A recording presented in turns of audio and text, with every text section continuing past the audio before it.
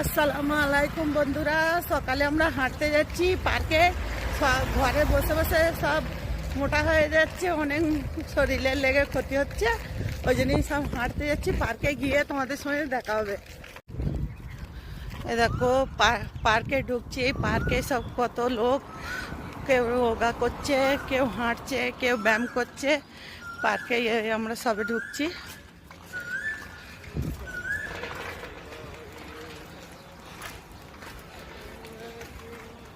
পার্কটা কত বড় তোমাদের দেখাই।